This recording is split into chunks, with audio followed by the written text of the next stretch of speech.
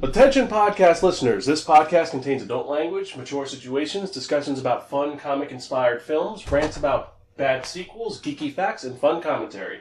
Listener discretion is advised.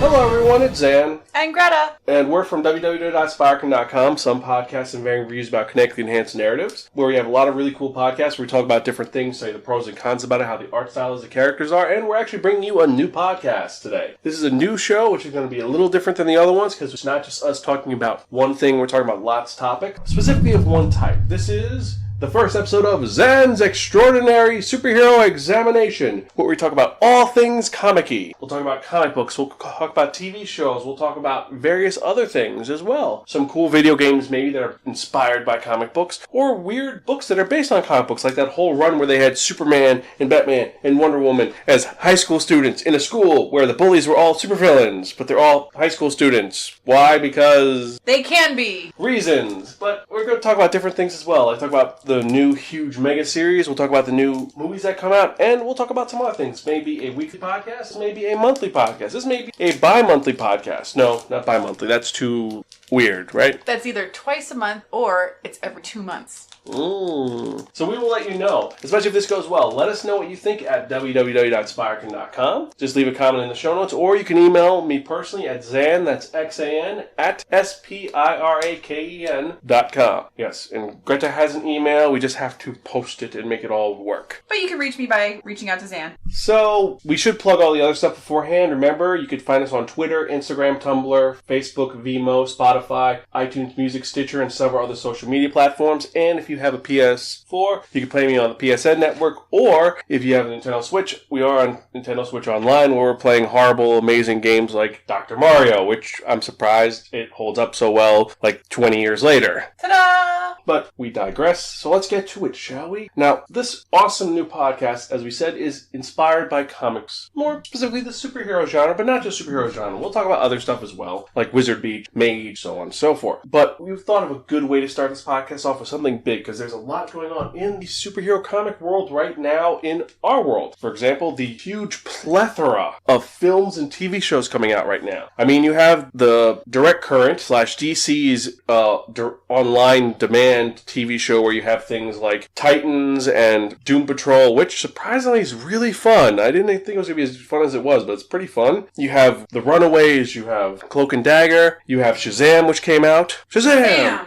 And so many other fun stories. And usually we talk about the movie reviews in our movie review podcast, our motion picture review podcast. And we reviewed a lot of superhero movies on here. We've talked about Green Lantern, Superman. We've talked about Avengers, Age of Ultron. We've talked about Captain America Civil War, Captain America Winter Soldier. We talked about a lot of stuff, but we haven't really discussed it in a way. Captain Marvel We talked about on our Stardust account, where we gave our initial response. We haven't given an official review of it, though. But that's what we're going to do today, because today we're going to be focusing on the Marvel Cinematic Universe in general. We're going to talk a little bit about its history, and we're going to talk about where we feel the films rank, because in exactly 13 days from now, so when we release this, it'll be 12, but in 13 days, the 22nd film in the Marvel Cinematic Universe coming out. Dun dun dun!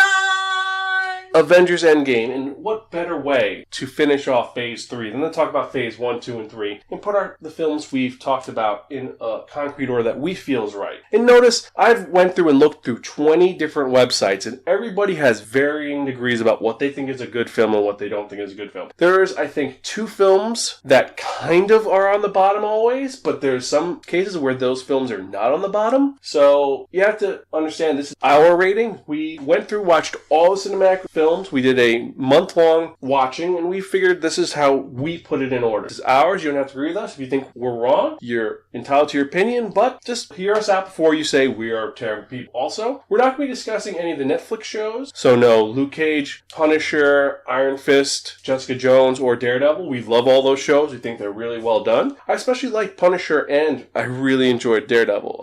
I really like Daredevil too. I like it more than personally Jessica Jones. Yeah, and Iron Fist is Iron Fist. Cage, I actually really enjoyed it. It's a shame that Netflix got rid of them, but whatever. We're not talking about Agents of S.H.I.E.L.D. and Agent Carter because, well, those ones kind of go all over the place. They started to be connected to Marvel Universe, now they're not, or who knows. Inhumans, worse said the better, because that's a garbage show. It makes Iron Fist look like Beth. But like we said, we weren't going to talk about those. And the shows like Cloak and Dagger and Runaways, which are connected, kind of, but until we officially see that they are connected, it's kind of up in the air. So we're talking about the films in general. We may talk about some of the other aspects. We're going to save some of the other things for later. We're going to talk about the best cinematic villains in another episode. All right, enough of that. I spent 6 minutes talking about this. So about what we're going to talk about. Yeah, so let's start, shall we? Because it's the first episode. We got to set up, right? Yeah. So let's start, shall we? And remind me later, I have to put in the show notes in the beginning. If you want to skip all the beginning stuff, click here. Yes. So you don't have to hear all that heating rant. Set up.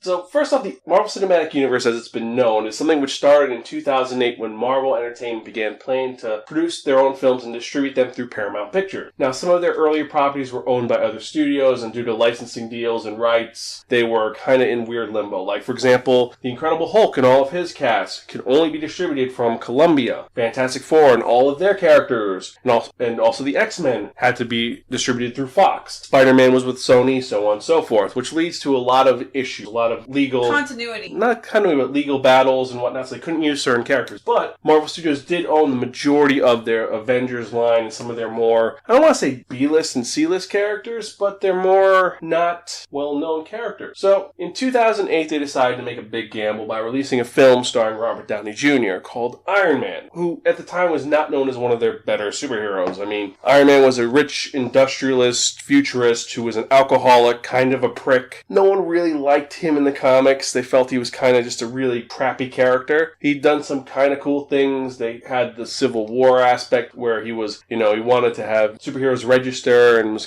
he's more the authoritative figure. So they picked Robert Downey Jr., they released it, and with that, it became a huge, amazing thing because it did well. It did amazing. Ta-da! And Jon Favreau made the film great, and from then on, it just started to snowball. You had The Incredible Hulk in June, a month later, and that did pretty well, even though there were some issues and they changed some characters around. You had Iron Man 2, Thor, Captain America the First Avenger, and then all this led up to the first ever major crossover event that was not with the Universal Monsters. Because beforehand, the only crossover event you really thought about was Universal Monsters. Laurel and Hardy meet Frankenstein and Dracula, or Monster Squad, which had Frankenstein's monster, the creature from the Black Lagoon, Dracula. But you never had anything like a major like this. This is the first time you had characters intertwining and talking to each other, and there were references, especially with that stinger from the first Iron Man movie where I am Iron Man. You're in a bigger world with Nick Fury, played by Samuel L. Jackson, who does an amazing job as it. And from then on, they just kept bringing people over. And if Incredible Hulk didn't have Tony Stark, played by Robert Downey Jr. at the end of it, I don't think this would have worked. Would it have been so good? I don't know. If they just ended Hulk like that, I don't think it would have been this huge cinematic universe we have. Them each one leading to something bigger, and then we had the Avengers. But I like that they all live in the world. Sorry. No, that's...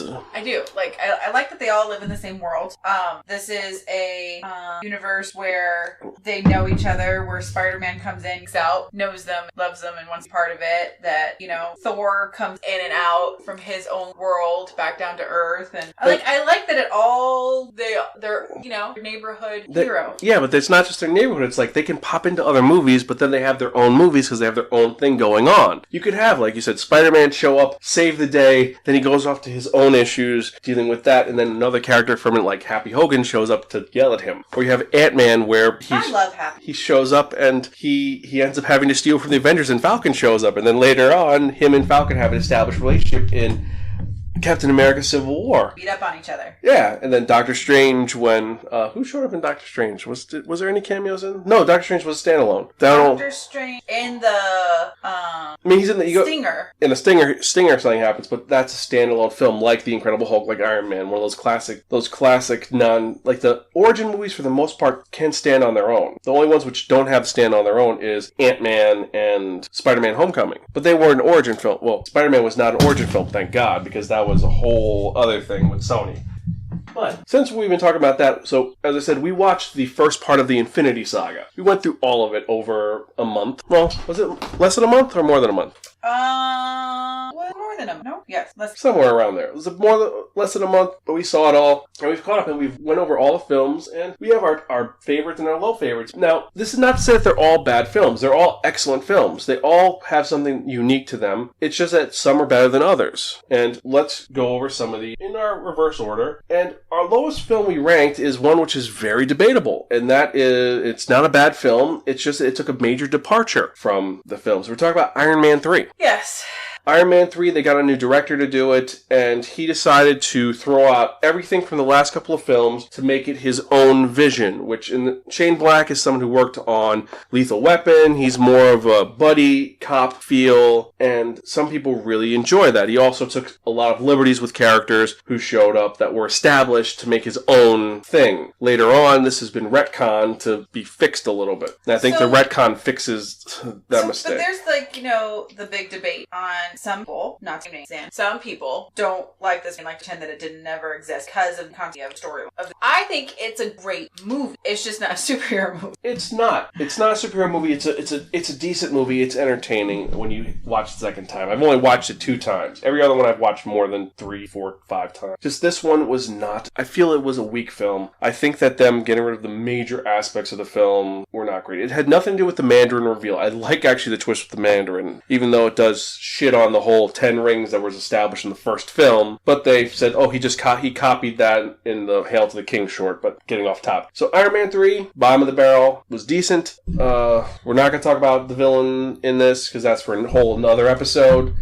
We put it at the bottom for various reasons. Now, the one above that, still at the bottom, but not a little better, which some people may give a shit about, is Iron Man 2. Now, Iron Man 2, a lot of people give hate on. They say it's a more boring film. I think it's a better film because it focuses more on Tony dealing with his mortality. And unlike 3, where it's him saying, oh, I'm having PTSD from what happened in Avengers, it's Tony Stark being Tony Stark. Him being the alcoholic, him being the very flawed character who's dealing with his demons that him and his father set up to. Him and his father have created from their own stupidity. And there's those angry moments, like Pepper saying... Pepper being the boss of Stark Industries and her stress with that, because Pepper is a great character. You may say a lot about Gwyneth Paltrow, but she does hold her own against Robert Downey Jr. as Pepper, and I think that their relationship is believable. It's not shoehorned in like certain other characters, which we'll bring up to them in a bit. Yes, the villain issue. I think that this villain is a little bit better than the other 2 villains, in my opinion, but that's me.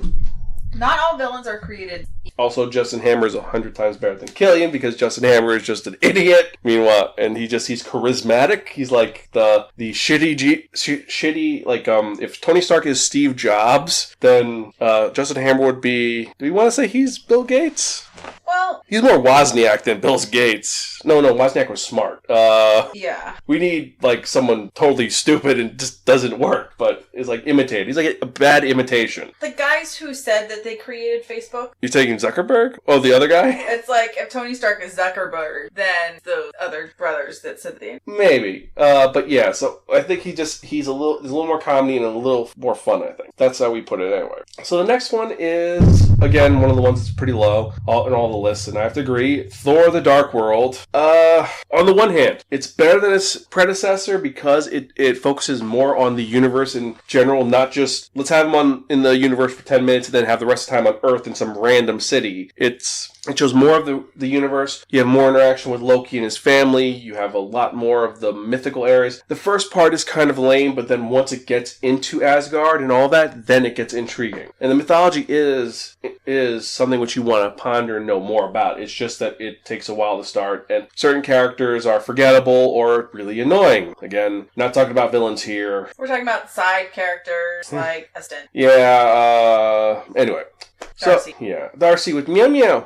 The first movie, really funny. Second movie, not so funny. Getting old. So, from here, now we have one of the more later films. This one is a good film. It's fun to watch. It's memorable. It's just, this one is more of a palate cleanser, in my opinion. And this is Ant-Man and the Wasp. It's cool to see Wasp come up to her own. It's the first film where it has a female character in the title. Hooray. And she does an Evangeline, she does a really great job at kicking butt, being strong. She's not as strong as she was in the first movie. They've softened her a little bit. I really liked it. I want to love it. I love the relationship with daughter. I love all the father-daughter relationships in the Ant-Man. Because you have Henry and Hope finally actually, they're not hating each other. They love each other and it's working. You also have the love of Janet and Hope in that. And it was a good film. It's just that it's a palate cleanser. It's an okay movie. It's just... It felt like it was really fun to make and they really enjoyed themselves. And it's not like a... It's not a super movie. And it's a good film. It's good. And from here on out, all these movies are going to be... We love these movies. There's none that are just like, this is boring.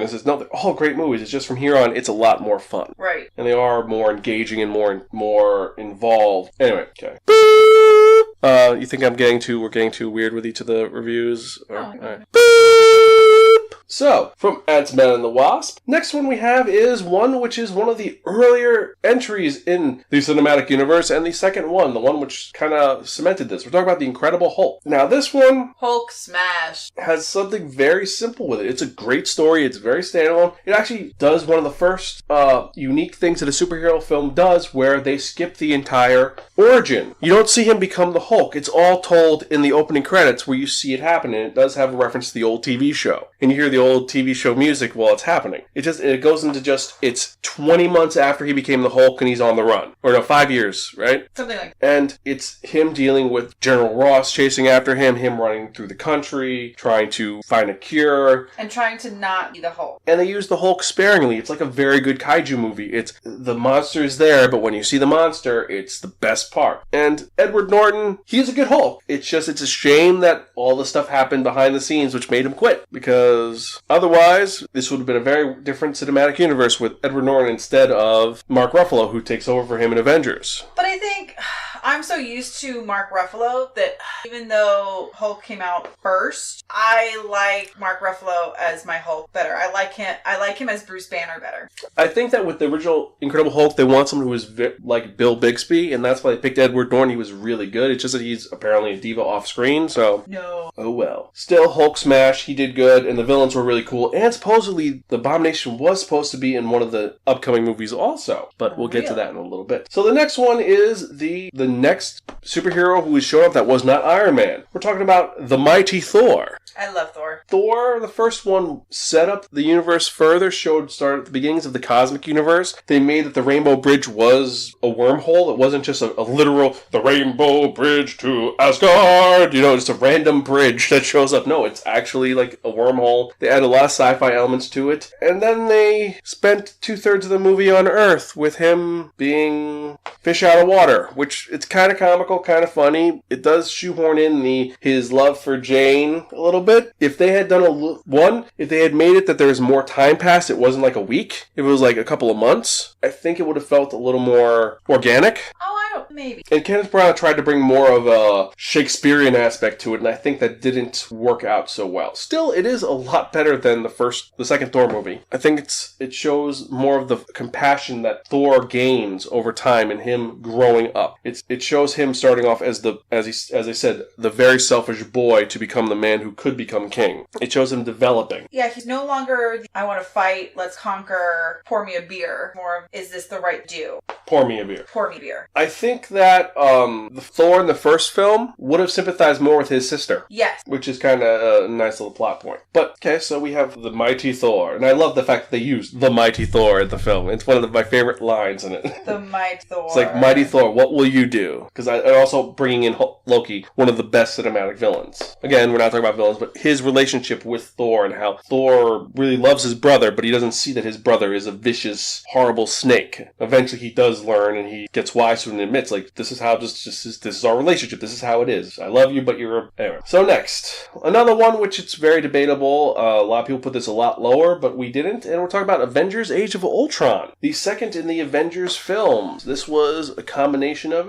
a lot of what had been established beforehand, especially with the fallout from Captain America the Winter Soldier. And this sequel, it does suffer from sequelitis. It's not as good as the first film. It's not as good as the first film. I feel like the characters were way familiar with each other, which I love.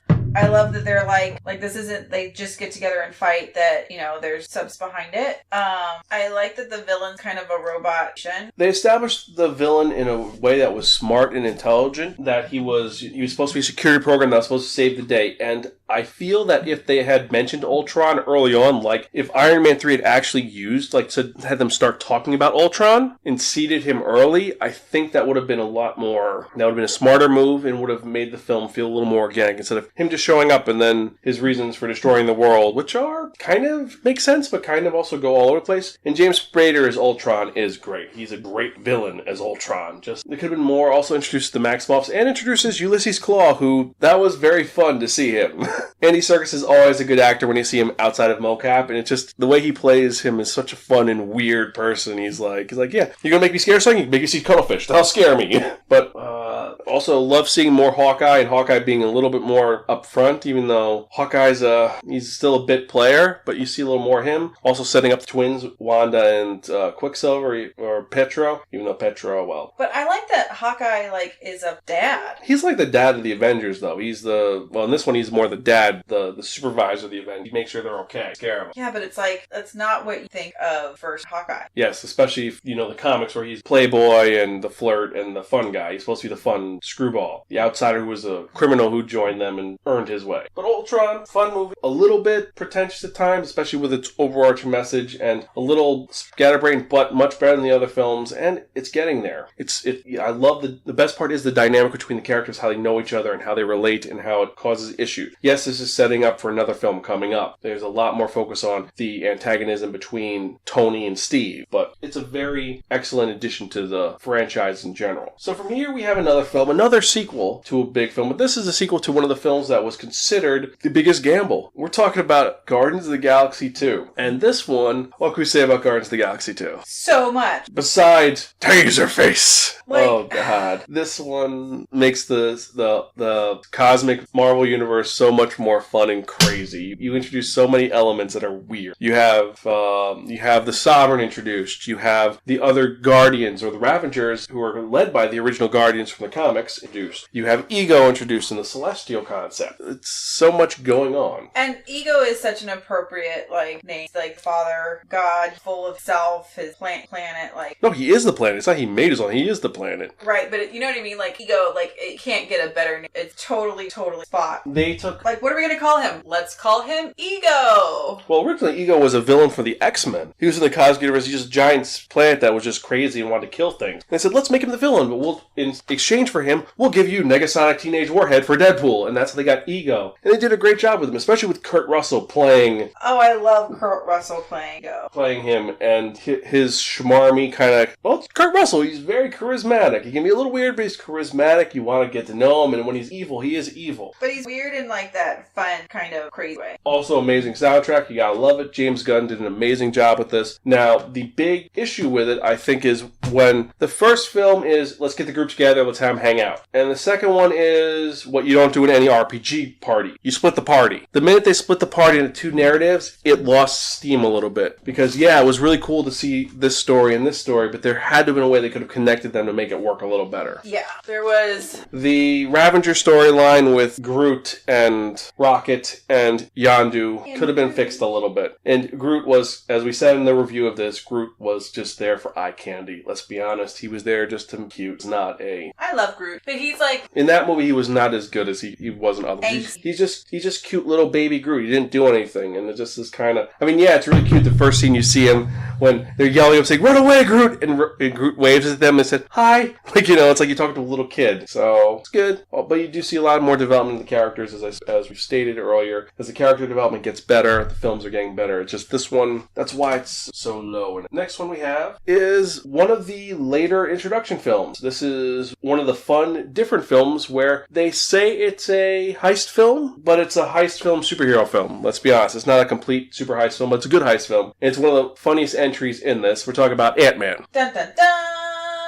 Ant-Man is a lot of fun. I especially love, like, the creepiness of the ants very beginning. Well, when first... They're not creepy. They're just... No, but, like, the scary, like, gonna kill you ants that are on the floor, but then they move the bullet ants? Like, it's kind of creepy, but then they quickly get less creepy. You realize they're all being, like, trolled. I don't know. I liked...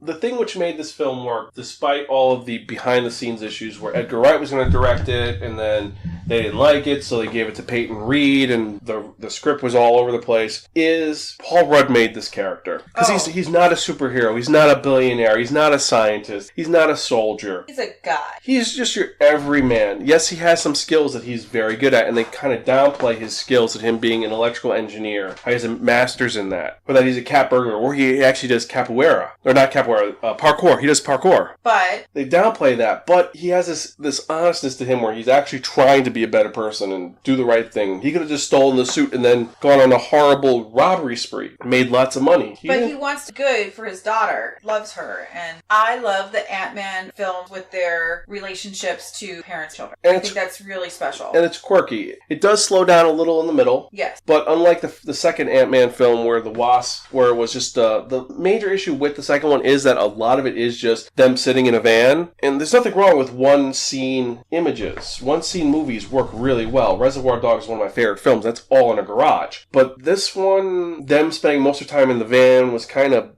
that dragged down. This one, there was more going on. You saw them at the Pym house. You saw them in the police precinct. You saw them at Pym Industries. They moved around. Yes. They did stuff. Also, we've got to say, seeing the design work was pretty cool. Seeing everything shrinking and some of the little nuances, like the little sheep in the little cage when he shook it and then she went... I hate that. That's so sad. He's so tiny sheep. Or the best part, which is the best set piece in the whole thing, a great climatic battle between two people in a kid's bedroom where it looks all climatic and scary, and then you see it as a real person. It looks so... It zooms out and the train falls down. Oh no. Yeah, he gets hit with Thomas the Tank Engine. It just goes... It's like, it shows the difference in the screen. It's not the dire time in the quantum realm, even though there's the introduction of the quantum realm in that. But I like it. The next one we have is another introduction one. This is Doctor Strange. And Doctor Strange was trippy and weird, and this shows the mystic elements of Marvel, and it introduced it in a way where you wouldn't have thought it worked, but it works so well, because they do compare magic and science. They get rid of the wand waving and the whole thing. Instead, they say, okay, magic is a program. You use it to mess with reality. Yes. And while, yes, I miss, like, by the hoagie hordes of Hogwarts, or by the bands of Sycorax, it's still really cool. Also, some of the changes were well done. I mean, yes, there's a lot of issue with people saying, oh, they should have just had an Asian person play the Ancient One instead of Tilda Swan playing the Ancient One. I feel that worked kind of well. It added something different to it. I like that she played the Ancient One because when you find out that she's pulling from the dark magic, it's like, aha, like, oh, you are Faith, pulling the dark magic, all perfect and everything. Which makes sense. Also, it's not just the generic, it's the old man that teaches the white savior to do it. It's more someone who's Celtic and works. Also, the change he did with Mordo is well done. It's, instead of Mordo being, I'm just a worshiper of Dormammu who's evil, it's, no, he was someone who wanted to better him, who bettered himself through studying the Ancient One, and then his loss of faith in the Ancient One. And where that's going to go, I can't wait to see where he goes, as now the villain who was once Doctor Strange's friend. Also, the super subtle explanation of why you shouldn't text and drag drive. Yeah. It's kind of, well, no, it wasn't subtle. It was, you beat you over the head. It makes sense, though. It is important. You shouldn't text and drive or look at your iPad and drive. But you also should not be speeding insanely at night with a little bit of rainfall and on your cellular device. Like, drive safely, people. But it is that Doctor Strange does seem a little in this film like Iron Man light. Well, he is a brilliant surgeon and has a little bit of a god complex, not unlike Stark. And, has that invincibleness that, like, oh so wrong, know? But the difference is that Iron Man, Tony Stark sees that he has been spending years profiting on being horrible and he realizes he has to fix himself. Meanwhile, Doctor Strange loses everything and he has to bring himself back up, and even though he wants to be in the same spot, he realizes that he could do more helping others than himself. And what's cool is you see his work ethic. It's not just that, yes, there's a little natural talent there, but you can see that when he went to school for medicine, he studied hard, has learned something, he's just hungry for that knowledge, didn't let his body rest, but self out, so he could just eat up all the information that get in hand. And this film did show a lot of those great parts about it, and it was an excellent choice to do for having Benedict Cumberbatch do this role. And let's be honest, it is a lot of fun. Because he plays non-emotional so well, so stoic. And you get used to his American accent, which isn't bad. Some says, oh, it's a shitty accent. It's like, it's a decent accent. It's not bad. I've heard much worse. I like it. And there are some issues with the film, maybe with villains, but it is a film that is very, it's fun to see the magic world work and for people to accept it. So we can have more weird characters. We could probably have a Ghost Rider film that actually works now. We could have, the Midnight Sun show up. We could do this now. Maybe we could try doing Blade again. But again, that's another... Stop trying to make Blade happen. Blade already happened. They're saying that what's-his-name may come back. Wesley Snipes may come back. I don't even know how that was going to work. So, above Doctor Strange, surprisingly, is Captain Marvel, the newest film in the Marvel Cinematic Universe, number 21. And this film, what can we say about Captain Marvel? I can say a lot. It's the first film where the headliner is just a girl. There's no guy and the girl. No, it's about Captain Marvel, and it is a prequel series set place in the 90s. And they do a lot of things differently with it. It's 90s-tastic. They took Carol Danvers, who was the original Miss Marvel, made her Captain Marvel, and they changed a lot of elements with the history. Some things were really well done. Some things were really bad with it. Them turning Marvel, the original, who originally was Kevin Walters, the Kree Spry, into Wendy Walters, that was an okay twist, especially with Annette Bening, who was Annette Bening. I love seeing the Kree homeworld and seeing all the little aspects of that, even though it's all a front. You don't see all of it. And seeing the Skrulls finally appear in the MCU, that was pretty awesome. It's just a shame what they did with it.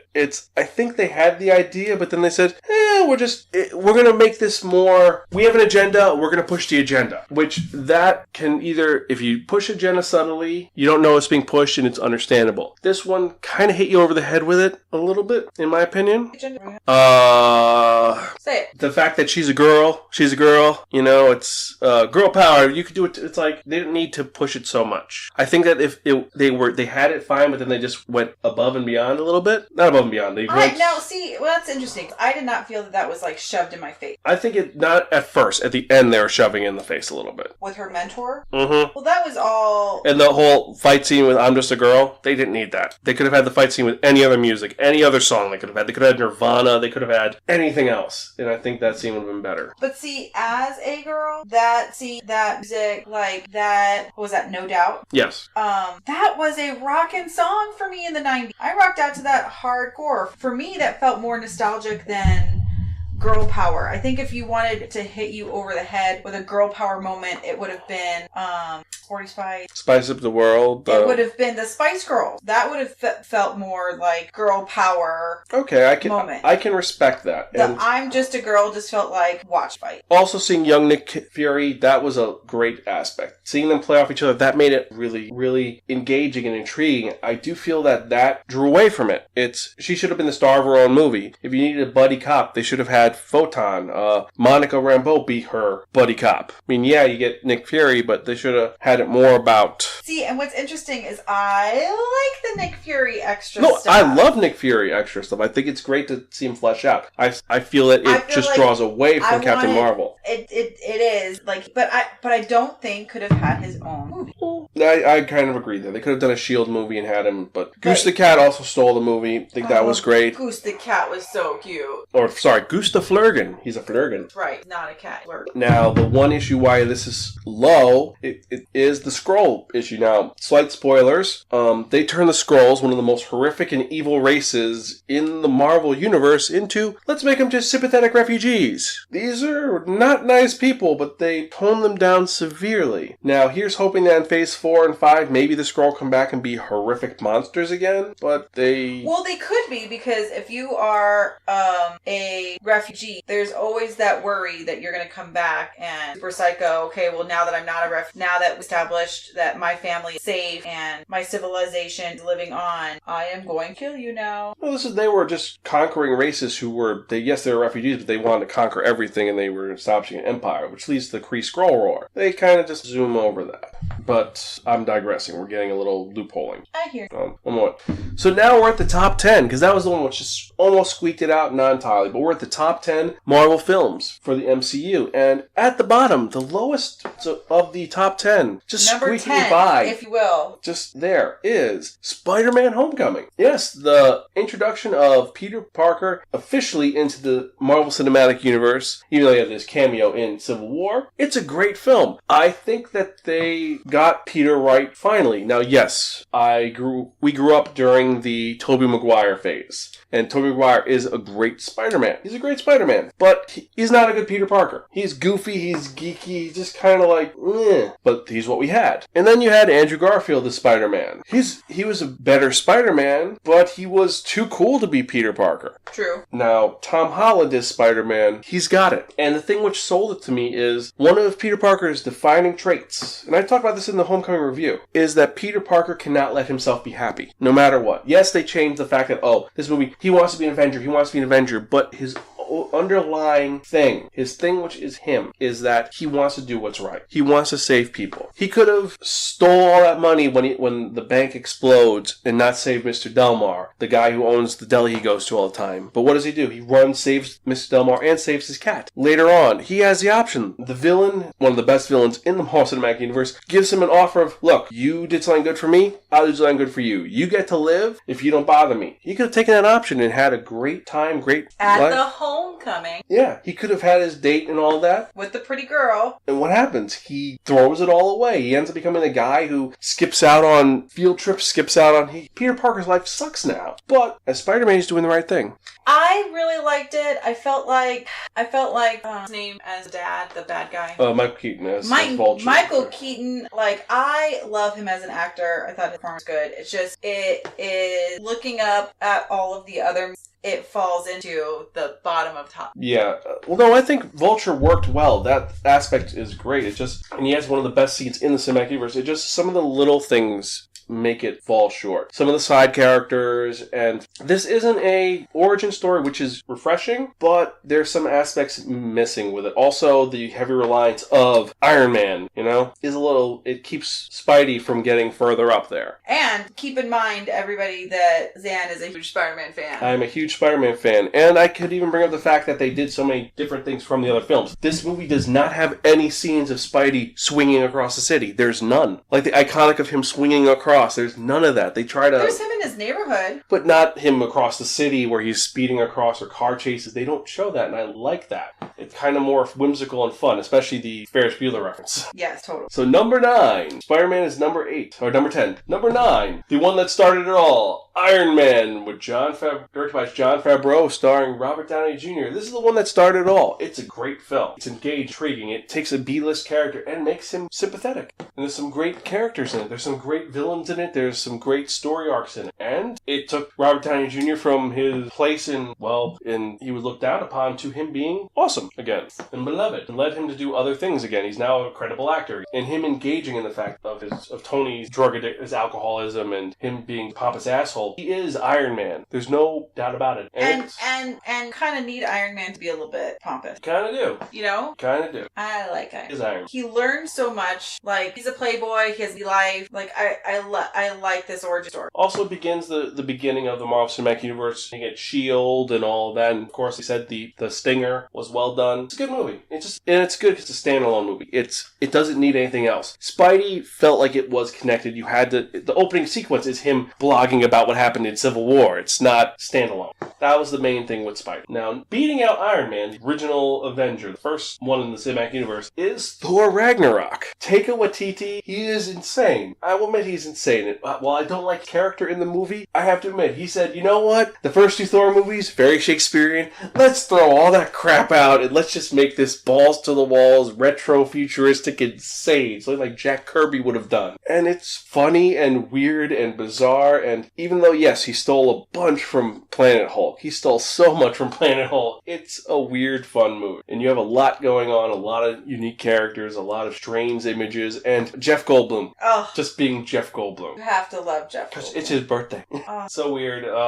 Like I said, lose points on some of the side characters again, but accessible and you get into it, totally up for it. And yes, it starts off where maybe you need to know some stuff going on, but no. This one, it's all action, all fun, all weird. Also, Cate Blanchett had to be having a blast doing this movie. She looked like she was having a lot of fun. Just eating up the scenery with her villainous. And I feel like could feel her having fun when she would go from her long hair look to she like sweeps her hands back, like when you're gonna make a ponytail. She sweeps her hands back and she's got her fighter warrior helmet on. The antlers pop out, like she's just in her evil element. It's hella. You just say it's hella. That's all you go with. So you go there, you have fun, and just enjoy the film for what it is. Have fun. Don't try to sit much to it, and just enjoy the ride. So now we're getting there. We're almost up to the top. We have 1, 2, 3, 4, 5, 6, 7 left. We're at number 7. And this next film is one which for the most part, it's in the top 5 for most lists. Or there's only like 2 lists I saw where it was really low, but that was because the people were a little more judgmental about, let's say. And we're talking about one of the only Avengers who is more powerful than Iron Man and Captain America combined. We're talking about Black Panther. Wakanda forever. Wakanda forever. Black Panther. Great film from beginning to end. One of the best villains. It's heartfelt. It's engaging. And I've got to say, it's got a great message to it. I like the technology. I love the little sister. They focus on Shuri. They focus on all these great characters. There weren't too many characters that were wasted in the film. Everyone had a point. Everyone had a place. Soundtrack was well done. I felt that there wasn't anything rough with it. It's a good movie. It's a great movie. It's just the film, costumes are cool. They're on point. Everything makes sense. You have the fact that there are different costumes in Wakanda, but all of them are based on the colors of the different tribes you're part of. The River Tribe is green. The Border Tribe is blue. The Mining Tribe is red. And the Royal Family is purple. Which is traditionally a very royal color. That fits. You have the whole other world. You have the whole, Basan? I love how there's a fake canopy over Wakanda that makes it look like it's just dense, impenetrable forest craziness, and break through it, and it's just whole, like, totally futuristic, almost utopian. Yes, even though it has the other part about it where it's not helping the rest of the world. And I like that there's a term used for it. I used it in our review, which is that it's a positive futuristic look for a certain culture, and I feel that this film does really great justice with that. I think it does. It focuses on positivity, and I gotta say, it's a great film. Better than Thor Ragnarok because, one, you could say it's a standalone story. Yes, there's references to Civil War, but it's a film which it does best, and it's a great film to show people. And I think that they completely nailed the relationship between a good older brother and a sassy, very smart-witted younger sister. They nailed like that family dynamic well, and I think that he is a great king. Sure, he has great empathy. He could be very showy, but he's not. Like, kind of gets it. That is a great. He does focus on the fact that it's a difference between a great man and a good king. Mm-hmm. It's not mutually exclusive. Like, to be a great king, you're not supposed to be a good man, but to be a good man and he is a good man who will become a great king in this world, the Marvel Cinematic Universe, seeing all the things going on. Now, above the Black Panther is the first film that this was setting up. We're talking about the end of Phase 1. The culmination of 5 movies working together to create a movie where not 1, not 2, not 3, not 4, 5, but 6 superheroes would come together, form the great and mighty, the Avengers. You gotta say it better. The Avengers! And they haven't said it yet. And I will say, if they do not say the slogan for the Avengers in Endgame, I'll be very upset. They have to say it. But I like the blooper with Black Widow. They have a lot of bloopers with them. They go, but the Avengers, it's the combination of the truth. Yes, the opening is completely out of left field, where it's like, it doesn't feel like it's part of the movie, like it's like you feel like you've missed something. But that's some of the charm of it. And you see them coming together, you see them butting heads, you see the first time that Cap meets Tony, in that scene of when Captain America comes down, you see him in his costume for the first time. Yes, it looks corny, like his was it stage show? His stage show costume, but you have to remember, Agent Coulson designed it because he's a fanboy, and it's also that old school style of him saying, you know, last time I was in Germany, there was a man there that thought he was above everybody else, and we disagreed. It's like, that's Captain America totally there. And then Iron Man showing up with him blasting AC/DC over the Quinjet, and him showing up. And seeing then Thor fighting with them. And also Mark Ruffalo, his first appearance as Bruce Banner, and him rising to the occasion to be Bruce Banner, being a more, not nebbish, but he feels like he's a doctor and he cares. And he's trying to be calm, and that's a good part of it. When he's angry, he does get angry. Oh. And now while there is some, in the middle, there's a little bit of like little meandering moments, the grand story is there. Overshadows it. And The Avengers is a great movie, and that's why it's number 6. But now number 5. Number 5 is because the Avengers wouldn't be the Avengers without someone leading the Avengers. And this is our number 5, surprisingly. Talking about Steve Rogers, just a kid from Brooklyn, who a doctor took a chance on, and he did not become a great soldier. He was a good man. Talking about Captain America, the first Captain America movie to be done right out of the last 4 Captain America movies. I thought it just spectacular. It's a great period piece taking place in World War II, and it's a great story of someone who's a good man becoming a great, and not because of his power, because he is in the inside. It sets him as the person who holds the line. He's the kid that will jump on top of the grenade, no questions asked. And he's intelligent. Okay, no one's ever gotten the flag down. You know, pull the pin, knock the pole, grab the flag. Thanks so much. In the car, riding back, base. He finds a solution, even if they don't think there's a way to win, he'll figure out a way to win, and that's what makes him... And it's simple. Not like overing it. Doesn't have to make a blaster or shoot up and get the thing. Like, it's just common sense that is a plot. And he is someone who focuses on that old common sense style. Yes, there are issues later on where he's I'm the old man out of time, which we didn't talk about, but in the Avengers, he has that I'm out of time element, and that's kind of heartbreaking, but it's... Well, he has all of his friends are dying off. And he has a notebook to Wait, no, that's the next one. This is the first one. We're getting to that. So back into the first one. He is the quintessential good guy. Is good looking, you know. He wasn't originally. He was... Originally, he was... The CG is still pretty... It holds up pretty well for him. Originally, he had boyish charm. You see that he keyed on his bones. But, you know, when he becomes Captain America, he's like handsomely good looking, but still kind of looks like the everyday guy, you know, is a great team leader. And then he gets stuck in this role being a cheerleader. A cheerleader and not being on the front lines. And that's all he wanted to do was make a difference until he starts figuring out how he make a difference. And then given the opportunity, he is Captain America. And let's talk about his villain as well. Yes, the Red Skull. It's just him beating up Nazis. You can't go wrong with Nazis. But the Red Skull is his evil alter ego, and there have been other evil alter egos, but I feel the Red Skull is a great showing of that, which it's the evil rival. It's not just the, I'm your reverse rival because of this. It's like, no, he's just a more evil version of himself, where it's not thinking of the collective good, it's thinking about myself. Right. And he gets his comeuppance, which we find out years later, which sucks, but so yeah, Avengers. Now, the next film is, so now at number 4, we have the film which they thought wasn't going to work. They said, this film, there's no way it's going to work. It can't work. It's just too weird. It's too strange. We're going to put a bunch of weird characters in space and show them. We're going to have a raccoon and a tree. This shouldn't have worked. And it did. And it worked so well, and I love Groot. James Gunn did an amazing job making the Guardians of the Galaxy film work. And it's... The original is like just so... It's one part Prison Break film, one part criminal movie, and this is what the Suicide Squad should have been. It's just a bunch of degenerates trying to do something, and it going horribly wrong and horribly right. It has some great charisma to it. The villain, not great, but doesn't matter. Just the weirdness of the movie and the fun of the movie. It's a fun movie. It's a fun movie. It's a fun movie to watch. Great soundtrack. And also seeing Chris Pratt, actually the guy from Community, this fat, chubby guy being... Star-Lord. Yes, Star-Lord. You know... Always knowing that there's something special about him and not really knowing why. And then also seeing some things that you didn't think would have worked with it. Like, I'm not a fan of John C. Reilly. I like him in some things, but not everything. But seeing him as a Nova Corps member actually kind of worked, because he's like, the pencil-pushing cop, which worked. It expanded the cinematic universe so you could see all the weird things in the cosmic universe. Seeing the Collector and seeing how weird he was and going further into his collection and his eccentricities made it more engaging. The development of Nowhere and of Xandar, and even seeing the Kree Empire. It's very cool. Yes. Ronan, the less said, the better.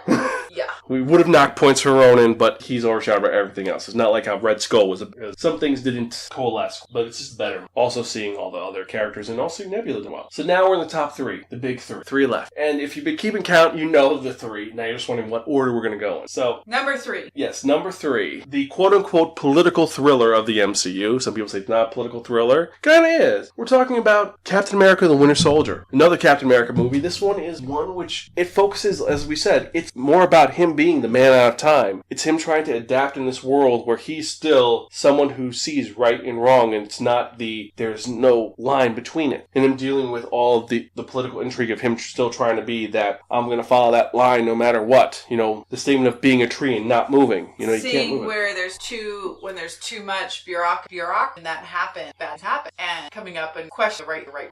And this led from him in Avengers, because in the first one he was, let's follow orders, but still do the right thing, and then he starts to realize in Avengers that there is something wrong. The world has changed and not in the way that he expected. Wait a second. It's no longer the good guys are the good guys. There's just like the morally gray, but he's still trying to be that moral compass piece in a world where things aren't as moral as it used to be. Yep. And him finding, and also him with the Falcon, his relationship with Sam, and also him with Natasha. And there were some great elements to it. Also seeing the whole Hydra element of them hiding within S.H.I.E.L.D. to create this whole great sleeper element. cell. That whole thing. That was awesome. It led to a great film that's excellent. Well, you can't imagine Captain America you can't imagine anybody else saving the day except... You can't. And that leads to our third film. Our second film. Number 2. Arguably, the thing is with our number 2 and number 1 spot, they're pretty much tied for first. They're both excellent films. And you could go either way with them. Now, thematically, the films work in such a great way. And just, it's like little minute reasons why we chose one over the other, let's be honest. But I think that the number 2, in my opinion, is an amazing film. I think that it is probably the best of the story. It sets up so much. We're talking about Captain America Civil War. This is a film which, from beginning to end, it takes everything that was established in the Marvel Cinematic Universe and turns it on its head. And why? Just because of an ideological difference caused by a mistake. They took the original concept from the original comics, Civil War, which was a mutant explodes in Connecticut while a young superhero team is vlogging about it. And that causes an issue where, oh god, this happened, and now it's registered superheroes to. No, it's these superheroes, there was an incident, they're running without control, let's control them. And them fighting between their Tony Stark wanting to support this because of the guilt he's felt over the years of everything that he's done wrong. And then Steve on the other side. It's the whole,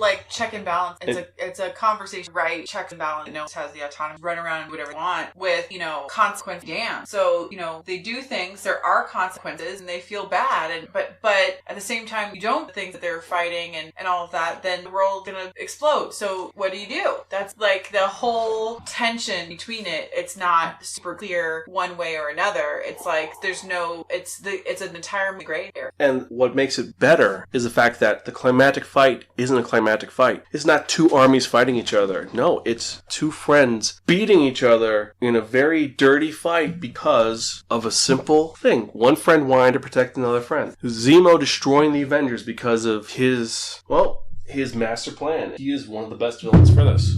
He takes the Avengers and destroys them just for revenge. He can't kill them. He can't kill me, but he makes them kill themselves in a very genius way. And it's a great film. It's an amazing film. It's a film which it's heartfelt and it's tragic. You feel so bad in the pain for this. Especially, I think one of the best scenes is when, in spoilers, the reveal when Tony realizes that Bucky killed his parents. You see just the eye movement and the way he's looking out. It focuses on his face. And he's looking at Bucky, then he looks at Steve and he's like, did you know? It's like, yeah, you knew. He's like, It's like, listen, I didn't know it was. It's like, no, did you know? And it was just that betrayal, and all of it just.